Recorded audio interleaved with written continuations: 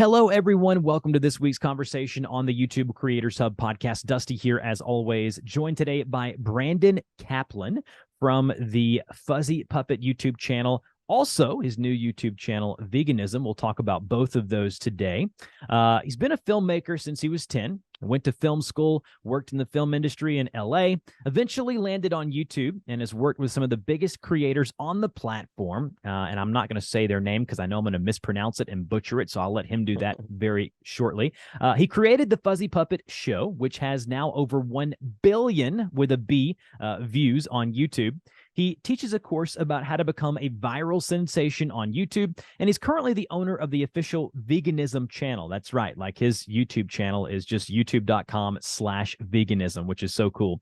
And he's working on episodes now, which he has about 4 completed for that, but he has not yet launched them. But as you listen to this, he may have launched a few of them. Brandon, how are you doing today?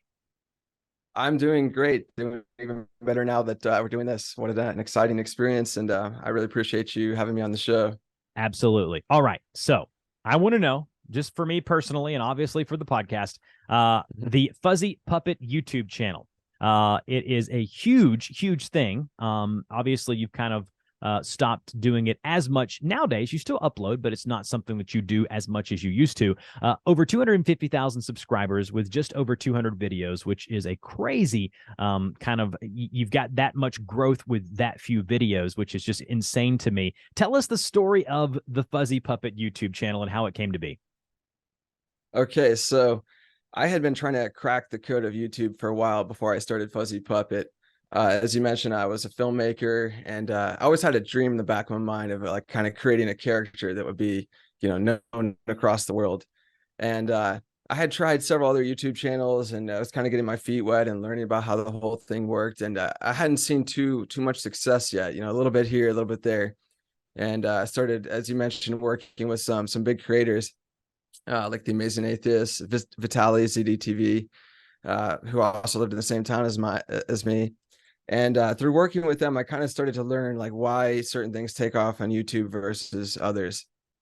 And at the time, I was dating a girl who had a kid, and he was watching YouTube religiously. I started watching the videos with him every morning. I was looking at the view counts of some of these videos that were like 100 million views on something as simple as a pair of hands playing with a toy. So I was watching this thing like, man, I could do this way better than what they're doing. And it still hadn't clicked right yet in my mind. Like the idea started to form. And the channels I was watching, a lot of them were, at the time that the biggest YouTuber was a woman doing this, and all you saw was her hands, and she had like her nails were really done up very nice with like Disney paintings on them and stuff. And the different channels I was watching, I was thinking like, man, like I can't really do any of these ideas that are out there. Like, what am I gonna do? And one day I was at Barnes & Noble with my girlfriend and her son, and we were playing with the puppets in the puppet section. And then it just kind of clicked. Like I always kind of had a knack for doing like voices and puppetry and stop motion.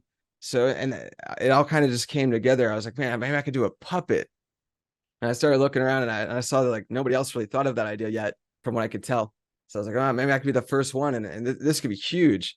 And so everything started racing in my mind. We're like, wow, like, maybe this is the path that I've been looking for, with all my research of like what would be the best channel to do. So that's kind of where it started. And one other thing I wanted to mention too is that there's other versions of Fuzzy in different languages. Like I have a Spanish Fuzzy, a Russian Fuzzy, and at one time I had it in like 10 different languages. So I was able to grow it to the point where kids all over the world were watching this character. So it's kind of a dream come true to see it unfold like that. And I was going to kind of go into the process of how I grew it from 0 subscribers and views to where it is now. And I don't know what you wanted to ask me next. So Yeah, before I jump into all that, yeah. Absolutely. I want to know how it happened, just the virality of it, because there's a lot of people who have ideas like this and they're like, oh, that's great. Mm-hmm. And I've seen the lady with her nails, and my daughters have watched those videos before, right? So I do know a lot of kind of kid creators and kind of how they're creating content. But why was yours one of the ones that took off? So just explain that to us. Right. So what I learned from Vitaly, and it was interesting learning from somebody who is, 10, 15 years younger than me, But he was from Russia, and I just feel like he has a different view on the world. This guy works as if his life depends on it.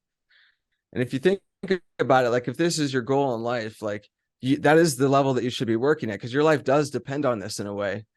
So I realized that like you don't just put up content and cross your fingers and hopes that it takes off. Like you have to force it to take off. And this is kind of what I learned from these big YouTubers, is the work ethic that they have and the sacrifices that they're willing to make. And at the time, like I didn't have a lot of means to get it going, but my mindset was just so perfect. Like I was so committed to it. Like I literally like shaved my head bald because I was like, I don't want to date. I don't want any like distractions right now. I got rid of my bed at the time because I was living in an apartment. I was like, I could have more space to work in here if I didn't even have a bed. So there was like no sacrifice I wasn't willing to make. And I remember my brother asking me like, what if it doesn't work? Like, what if this idea doesn't take off? And I was at a point with the way I was thinking where like, that's not even a scenario that's going to happen, because no matter what obstacle comes before me, I'm going to keep going. I'm going to do whatever it takes to make this work. So I always ask people who come to me asking for YouTube advice of like how to get started. I ask them why they're doing this. And I'll say like, on a scale of 1 to 10, how badly do you want this? Like, what is your reason for doing this? And everybody says they're a 10 out of 10, And it's funny, as soon as I ask a few follow-up questions, it becomes pretty apparent to me, at least, that like there's a lot of sacrifices they're really not willing to make. And for me, like I was willing to literally sell my soul to the devil if I had to like get this to take off. That's how dedicated I was. So what I did was I came up with 20 episode ideas, and I workshopped these ideas. First, I brainstormed probably thousands of ideas. And then I was like, all right, what are the best 100 out of these ideas? And then I took those and I asked a bunch of friends and family, like, which of these ideas do you think are really good? And I wouldn't even tell them like it was my concept, because I feel like if it's a friend or family, they're going to be like really nice. And, oh, that's good. I was like, oh, this is a friend's idea. So, be brutally honest. So through workshopping, I got like what I felt were the absolute best ideas I could come up with to launch this channel. Because I feel like when you launch a channel, you got to come out swinging with your best stuff. Like, don't save your good stuff for later. Like right from go, you got to be showing them your absolute best thing that you could possibly come up with. And it's a filmmaker. Like I really love James Cameron, and I saw him in an interview once. He said that his mindset is he's always asking, what can I do to make this better? What can I do to make this better? And he keeps asking that question to the answer is literally there's nothing he could do. Like it's absolute perfection. So this is what I was thinking, like if my life depends on this in a matter of speaking, and I want this to take off, like what are the best absolute ideas I could put out there to guarantee success? And if you look now at the channel, like the very first video I put up has over 30 million views or somewhere around there. So really these were really great ideas that I came up with. And I'll actually say, I just realized recently that the very first video I ever made, I actually never even put up to this day, because I felt like I learned a lot through that, and it wasn't my best. So I felt like, why would I put this up? Who cares how hard I worked or how, whatever, like if it's not the best, it's not going up. So that's kind of how I feel like when you're starting a channel like this, wherever it might be, like a kid's channel or whatever. I have the mindset that like you really get 10 seconds of somebody's time after they click on your video. So I go into it with, they've never seen my channel before. They're probably never going to see it again. And I got 10 seconds to really capture them and make them do a series of things. I want them to hit subscribe. I want them to hit the share button. I want them to leave a comment. I want them to watch the video a second time. So with a kid's channel, it's even harder to do, because it's probably like the parent that's going to do that stuff, not the kid. So now I got to not only make this entertaining for a kid, I got to make it entertaining for a grandma, an older sibling, whoever might be watching with the kid. So really made me a better filmmaker, I feel like. So just a couple more things. I'm sorry to just go on a whole rant here. No, I'm glad. It's great. So a couple more things I'd say is, oh boy, I lost my train of thought. No, you were just talking about how it made you a better filmmaker, just being able to try to target the different types of people who might be stumbling upon the video. Yeah. And so I also feel like, with toys, like maybe well, I'll throw out at the same time. I met some guys that were also doing a puppet show, and in a way, I felt like maybe their puppets were a little better than mine. Maybe their concept and their sets were a little cooler, and they had more experience. But after a few months in, like they were on the verge of their channel being bankrupt, and they reached out to me like, "Well, why isn't this taking off? Like, well, can you give us some help?" And I said, the difference between what I'm doing and what you're doing is your puppets that you created, nobody even knows about them. Nobody knows Fuzzy when I first started, like, but they do know Mickey Mouse. So it's like, if I make a show about a toy, people come there to see Mickey, but now I got to make them fall in love with Fuzzy. This other show, they weren't using any existing toys or anything. They were just having their characters. So nobody even knew to search for them. So you kind of have to do whatever it takes to figure out like how people are going to find you, why they're going to share your video. And these first 20 ideas, like let's back to the Mickey idea. Like I could have done all Mickey Mouse stuff for the first 20 videos, but I'm kind of thinking of it like fishing lines in the water. You want to have a lot of different nets out there to bring in viewers. I hate to use that analogy as a vegan, but, but I would say like one video, like for your first 20, like each of those one videos has to have a goal of like, this is going to be bringing in this type of audience, and that one's going to bring in this type. And sooner or later, like one of those 20 videos, if you're putting forth the effort that I'm talking about, one of them is going to take off and hit. And as soon as one does, like now you're kind of getting a gauge on your audience, like what they're responding to, what they like. And then maybe you want to make a part 2 of that video. So what else? Let me refer to my I want to ask yeah. you this, Brandon, as far as making a video viral. Yeah. What are some things that you did early on that you think helped you or attributed to these videos just going crazy from the start? That's a great question. So there's 2 parts to that, I would say. The first part is the video itself, right? You have to show people something kind of like that they've never seen before. And it's getting even harder to do nowadays with how incredible the creators are out there. So it's like, how do you also do that with, people will say like, well, I don't have a lot of money. A lot of people starting out might say that. You don't need a lot of money. If anything, sometimes money hinders people because they think, I'm just going to throw money at this and that's going to cause it to go viral.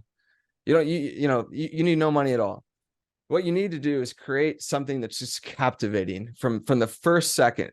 Judge about like that. Like as you watch your content, don't look at it in terms of minutes. Look at it in terms of seconds. Like from the first second, it's got to be captivating to something that like they can't even look away even for a second.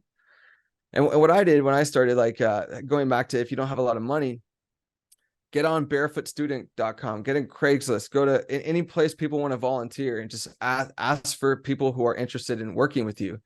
Because the more people you have on your team, like the better content you're going to be able to create. When I started, like one of my other friends who was working with me, I was like, we need somebody fresh out of film school who's like an animator, a computer animator, because that was the one skill I didn't really have down. My friend was like, why would somebody come work here with us for free for, potentially months, who has an amazing skill set like that? And this is where I'm a big believer of just like the power of asking the universe, or just putting it out there. Like if you know what you're looking for, like the universe will just bring it to you. So I found a girl who just graduated from the University of Florida, who's an amazing animator, and she came and worked with us for several months, and was pivotal to creating some of the content that took off. So now to the second part I wanted to say to your question is, you have to be just as creative in how you market the content as in the content itself. Like a lot of people, they'll just put up, let's say you have an amazing video, you put it out there, and then they just cross their fingers like, I hope this takes off. No, like you got to make miracles happen. You got to get out there and do everything you could conceivably think of to market this content. Like right now, on our car, I'm putting an LED like screen on the back for, as we're just people are sitting in traffic. It's going to be like saying subscribe to veganism on YouTube. Just anything you could possibly think of to get yourself a leg up is what you need to do. And one more thing I wanted to say to that is I always reference with the people who come over and ask my advice of how to succeed on YouTube. I show these 2 music videos, and one of them is from the band OK Go, and a lot of you might have seen that band. And I would suggest watching this one video of theirs. I think it's called Inside Out and Upside Down. They're basically floating around an airplane in the video. So there's that one, and the views of that one speak for itself. It's in the tens of millions. And then I have this friend. She's also a musician or a singer, and she wants to be famous on YouTube. And so I sat down with her and I looked at her video, and her video is kind of just her walking around, singing. She's walking, she's singing. And the video got like maybe 2,000-3,000 views. And she's like, why isn't this, taking off more? And I was like, look at this OK Go video where they're literally like floating around doing flips on an airplane. That's amazing. That's something I've never seen before. That's something that's going to cause me to hit that share button. So I said to her, like, these guys are no more talented than you. Like, she's an amazing singer. They're not any better looking than she is. Why is she not doing something to the level to what they are? And I asked her, why did you do this video of you just walking around? And she's like, well, that I kind of did that idea last minute, and excuse. And I was like, why, if this is the number one thing in your life, why is this a last minute idea that you're doing? This should never be a last minute thing. This should be priority one. So yeah, I think just creating something that, like, the grandma watching, anybody watching this is like, wow, you got to see this video. I got to share this. So we all have those ideas in our head. And I think if you put the, pressure on yourself, I think of it kind of like a piece of fruit. Like when you're squeezing it, the juice comes out. So you got to put some pressure on yourself to get those ideas out. And they're in your head right now. You just got to squeeze them out. Yeah, just making those things to where people want to share them, and the shareability of content is so critical. Now, what is something that you wish you would have known sooner? Now that you're 200 videos into the Fuzzy Puppet channel, starting a new channel, you've been a creator for a long time. As far as the YouTube space goes, what is something that you wish you would have known sooner? Right. Couple of things. That's another great question, by the way. I think a few things. Well, it might be different advice for a different channel, but for me, I started right around the time Ryan's Toys started, if anybody knows that channel. And that channel took off to the level I hoped that Fuzzy had gotten to. And one of the things they did differently was they did quantity over quality. And everybody's got their own strategy. And I felt like with Fuzzy, that may have been a bad strategy to do super high quality stuff for a lot of the videos, because it took me so long to produce one video. Whereas Ryan's Toys was just cranking them out every single day. There was a video. And kids, just the fact that every single day, boom, a new video, that can grow an audience just exponentially. Whereas with me, sometimes it took 2 weeks to produce one video. So that's something that I wish I had known. And we would do these really elaborate, like, stop motion sequences with the toys. And I was such a perfectionist at the time. Like, we would be like several hours in and the toy would fall over, and I'd be like, oh, we got to start all over, And then I see another channel where, like, it's just a pair of hands. They don't even bother stop motion animating. There's hands moving the toy, and there are millions of views. So I was like, we're working too hard on this. We gotta be a little, make the videos a little easier. I talk about this a lot, finding the balance between being efficient and being able to create good quality content, but also be able to pump stuff out. Like, people say this cliche thing all the time. Perfectionism can get in the way of success and can get in the way of getting done and getting the video out the door, right? And you really need to find a balance or a middle ground of, quality and quantity, and finding that for your channel. It may be different for everyone. But if you don't ever put any videos out, it doesn't matter how good they are. Right. So I do agree with what you're saying. Okay. And a couple more things I just wanted to jump into here. Another one is, and I tell people this now, as much as I really wanted to have a character that was, that I explained earlier, like known by all kids and famous and this and that, like, a lot of people starting this journey, they never really think about, like, what if it actually works? They are very hopeful and they wanted to and this and that, but, like, the reality of, like, what if it actually does work and it takes off? And now you're like 5 years into this, like, unless it's something that, like, even maybe some people I know have been doing this 10 plus years, like, if you don't love it to the degree where, like, you're never going to get bored of it or annoyed with it or any of that, like, and that's where, like, after like 3, 4, 5 years in a Fuzzy, I started to feel like, after money was no longer, like, I had all the money I wanted from it. It was more like, like, kind of getting bored of this idea. And also, it was very physically exhausting. Like, to do the puppets, you got to be underneath the table with your hands up like this for hours at a time.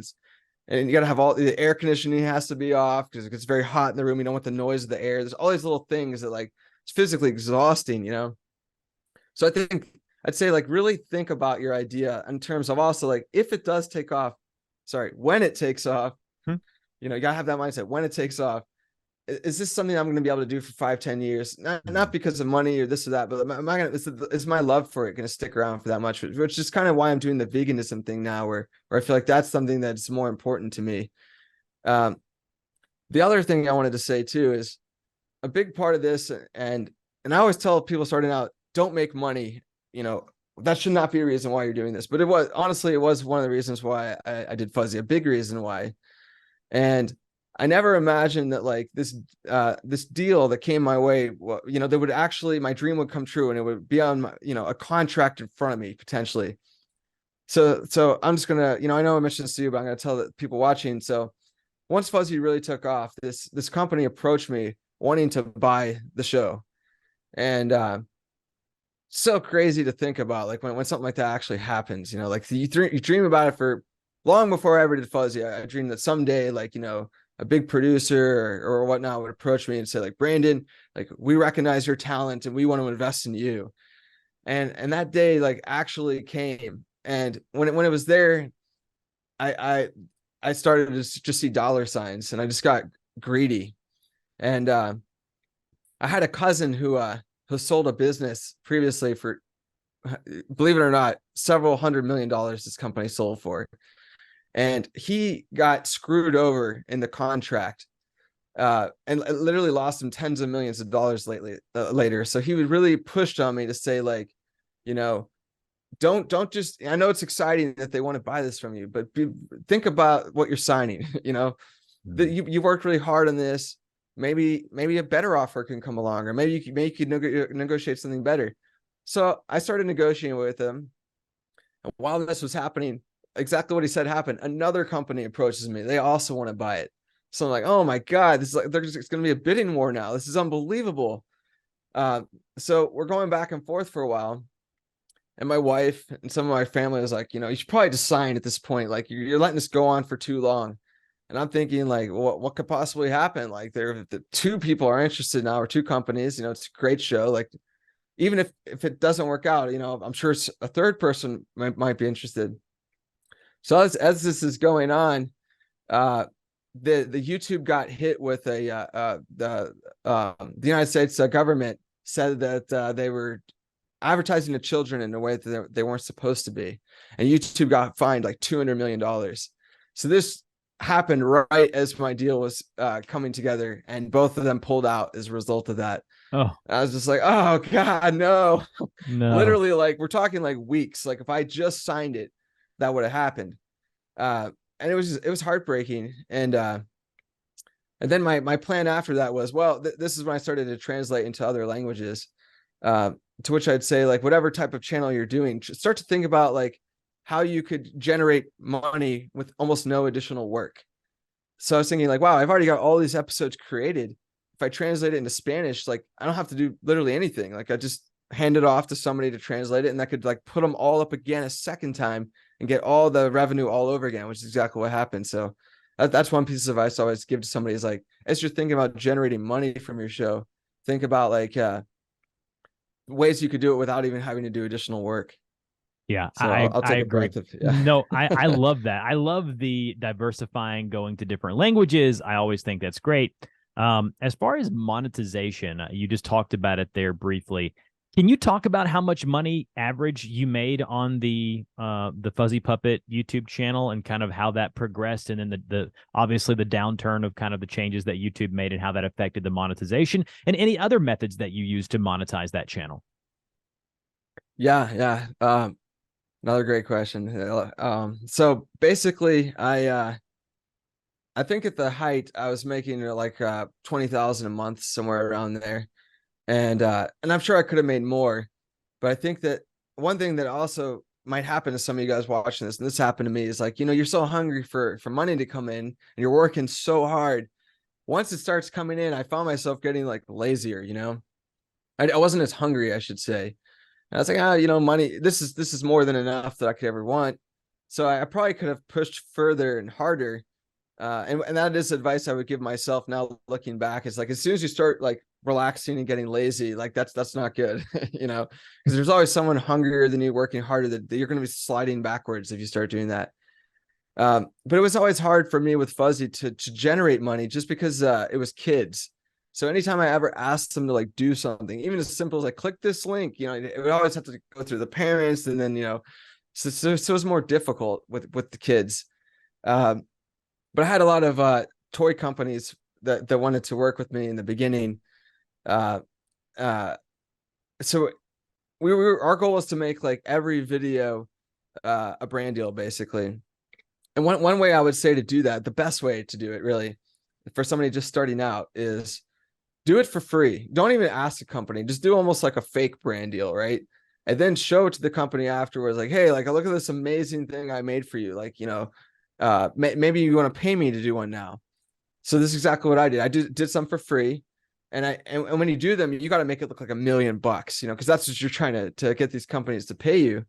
So I did one for Angry Birds. They were one of the first ones that actually paid us a pretty good amount of money.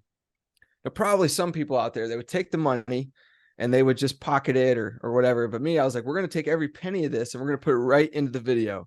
We're going to get like a set built, all kinds of crazy props, because I want to make this look so good that the next brand deal is going to pay us even more money. And then we're going to do the same thing with that. So we're going to keep like reinvesting it back into it.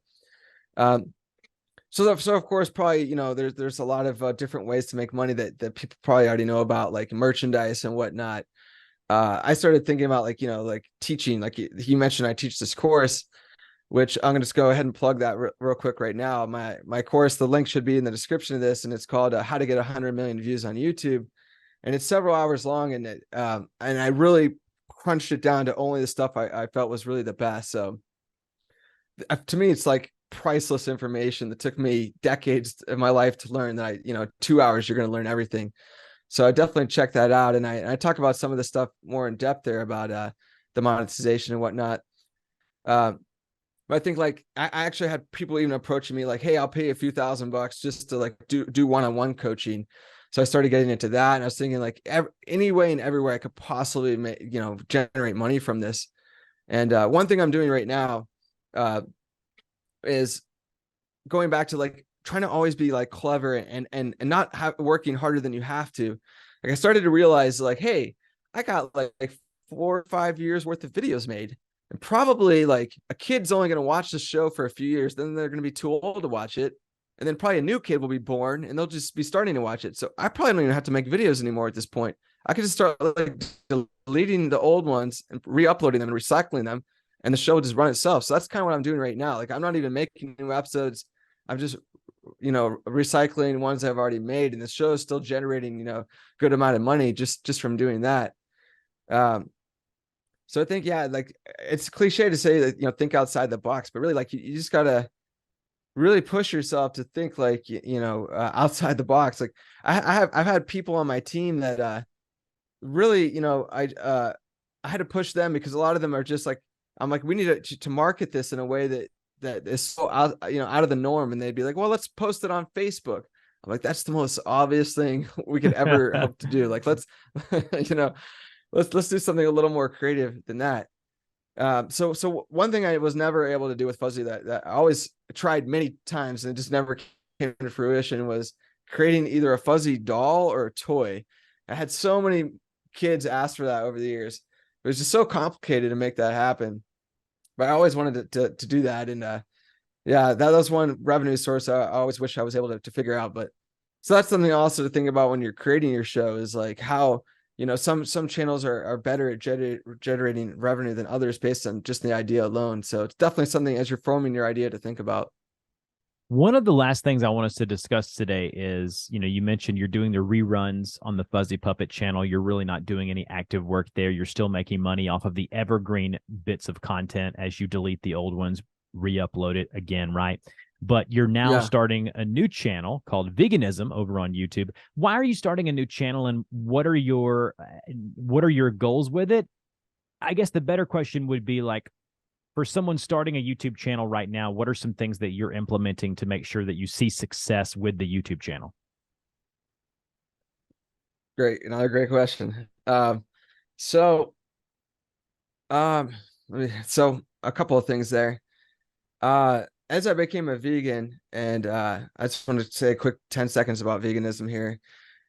Through my research, I have found 100% that we can all be perfectly healthy and from being vegan, in fact, healthier, and the food can be even tastier than what you're used to. And you could do no harm to yourself, the planet, or the animals. So like, why not do it? If you could choose, which we can, why not choose to be kind instead of cruel? And when I really got involved in this way of thinking in the community, I started to realize like I have a responsibility with the talents that I have and the knowledge that I have to like spread this message as far and wide as possible.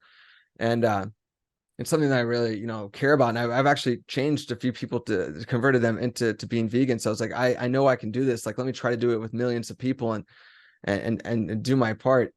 So if it wasn't for that, honestly, I'm not sure that I would be doing another YouTube show right now, because a few reasons. It is, people say this and you might think it's an excuse, but I think now it really is becoming more true. Or like, there are so many talented people doing content creation now. And in order to stand out, like going back to everything I said, like you really, really have to try hard now. And one of the things, people say, like, how did you get the veganism channel name? Which goes back to everything I've already kind of been talking about, which is when you're in that mind frame of you're going to push yourself further than you possibly can even imagine, like questions like that, you find answers to. And you cut out all the excuses, and through my research of YouTube, I was able to figure out how to get names with no letter or no numbers at the end of it or underscores or anything like that, how to get like just a word. So I started to research which words were still available, and I scooped up as many as I could. So and veganism was one of them. And I think even now, like it's probably even harder to do that now. Like you'd actually have to go through YouTube itself to get a verification before they give you a name without any numbers after it. But starting another one now, and how to be successful now on YouTube, with people like I've seen like memes and stuff created about this. Like, people are blowing up Lamborghinis and they're still getting like, 100 views, because it's just they're so used to now seeing things they've never seen before. Like you're scrolling through, like every video you see is mind blowing. So it is harder than ever. So I think you kind of have to get a niche, and that's also with veganism. Like it is still like a niche on there where there's still room to stand out and stick out. And I teamed up with this great guy, his name is Logan Brown, and he's been doing activism for over 5 years. And he's going to be famous. This guy, he's amazing. So he's the host of the show that I've created. And I would really appreciate anybody watching if they would check out the show. So it's youtube.com/veganism, or you can just search at veganism. And yeah, we have some amazing videos. We just did one where we were walking around with the sign. I got it up here in my office, but it says legalize eating cats or dogs. So we're walking around with a sign, and people are, screaming at us on the street, like, "Oh, how could you eat a cat or a dog?" To which we'd say, like, "How is that any different than a cow, pig, or chicken? Like, what's the difference? Living beings to living beings." So with the veganism stuff, my approach with that is I want to make it first and foremost entertaining, because maybe somebody has no interest in being vegan whatsoever, but they still want to be entertained, so maybe they're going to think the video is funny or just interesting to hear what people will say. So that's what I'd say. Pick a niche. That's something that it might be hard to do nowadays, but there's still some out there. Pick a niche that isn't overbloated already, and find an angle to it that nobody else is really doing. That's kind of, you can set yourself apart. And then I still am a believer, even with what I said earlier about, quality over quantity may have been a bad approach for Fuzzy. I still think that is the approach with at least launching a channel. Even with Fuzzy, whatever you're launching, those first like 10-20 videos you make, in order to take off, it's got to be amazing. So I think once you get those out there, then maybe you can dial back the quality a little bit and just try to get more quantity out there. Yeah, there is so much being uploaded to YouTube every minute, every day, that I don't envy the people who are starting now, right? Who don't have a following, but it is possible. You can do it. I say that every week on this podcast, and YouTube is such an awesome opportunity, such an amazing platform that is free and will allow you to get in front of potentially millions and billions of people down the line. And so just taking that opportunity and really capitalizing is kind of what we talk about here on this podcast. And Brandon, you've done a great job today condensing that in, talking about the launch and the success of a viral YouTube channel, going and transitioning to a new channel. Your story is inspiring. I appreciate you agreeing to come on the podcast. I will have all of Brandon's links, including his course, website, both YouTube channels down below for you to check out and follow along as you listen to this show. And Brandon, thanks again for joining us this week. Thank you very much. And Dustin, I hope that maybe we could actually meet in person someday. Like, you seem like a cool guy. I really appreciate you having me on the show. And I always love networking with like-minded people. Absolutely. Thanks again for everything.